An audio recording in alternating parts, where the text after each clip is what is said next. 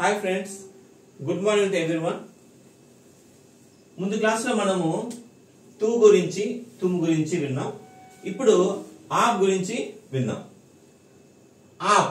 ఆప్ అంటే రెస్పెక్టబుల్ గా మనం మాట్లాడేటప్పుడు ఎదుటి వాళ్ళు మనకన్నా పెద్దవాళ్ళు అయి ఉన్నప్పుడు, సో అంటే మనం గౌరవించాలి అనుకున్నప్పుడు మనము ఆప్ అనేటటువంటి పదం అంటే సర్వనామ పదం అనేది యూజ్ చేయాలి. జాగ్రత్తగా గుర్తుపెట్టుకోండి. ఓకే, ఆప్ అనేది పెద్దవాళ్ళతో మాట్లాడేటప్పుడు, లేకపోతే మనము ఒక ఉద్యోగం చేసేటప్పుడు, వాళ్ళతో మాట్లాడేటప్పుడు, కొత్త వాళ్ళతో మాట్లాడేటప్పుడు కూడా మనము ఆప్ అనేది యూజ్ చేయాలి.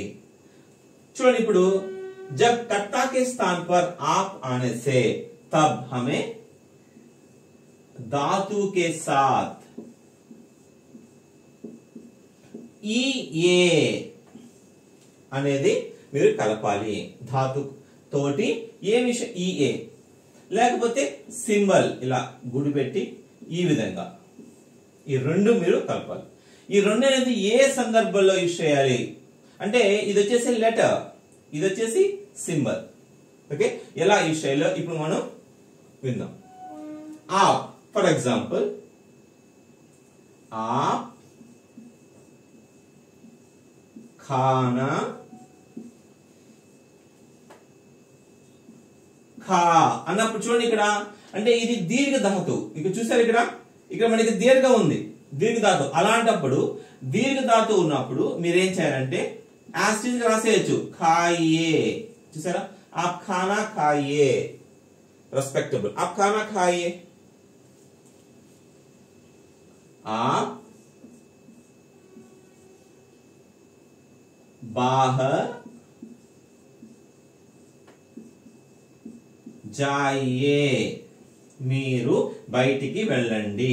చూసారా, ఆ బాహర్. ఇప్పుడు చూడండి, మీరు లోనికి రండి. ఆప్ అందర్ ఆయే. చూసారా, అంటే మీరు ఎదుటి వాళ్ళ బట్టి, అంటే ఇక్కడ మనకి చూడండి, ఇక్కడ ఆప్ అనే పదం ఉన్నప్పుడు మీరేం చేయాలంటే ఏ అనే ఫ్రేమ్ అనేది యూజ్ చేసుకోవాలి. ఇక్కడ అంటే మనకి ధాతు అనేది సేమ్. చూడండి, ఇక్కడ ఖా అనేది ధాతు, ఇక్కడ ఏంటి, ఇక్కడ ఝా అనేది ధాతువు, ఆ అనేది ధాతువు. మీరు ఏం యూజ్ చేశారు అంటే ఆప్ వచ్చినప్పుడు, కర్త ప్లేస్ లో ఆప్ వచ్చినప్పుడు మీరు ఏ అనేది యూజ్ చేయాలి.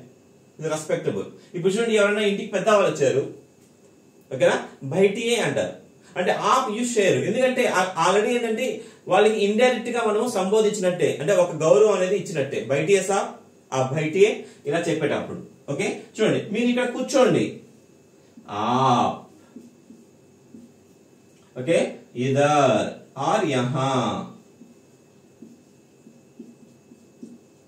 బయటియే.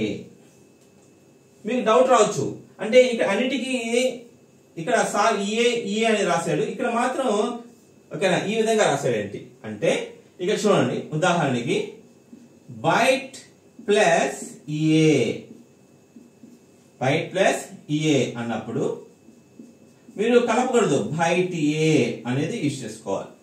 అంటే ఇక్కడ ఈ ఏ అన్నప్పుడు ఇక్కడ మీరు ఈ బైట్ ప్లస్ ఏ అంటే ఏ అనేది యూజ్ చేయకూడదు, అంటే మొత్తం కలిపి రాయకూడదు బయట ఏ అని.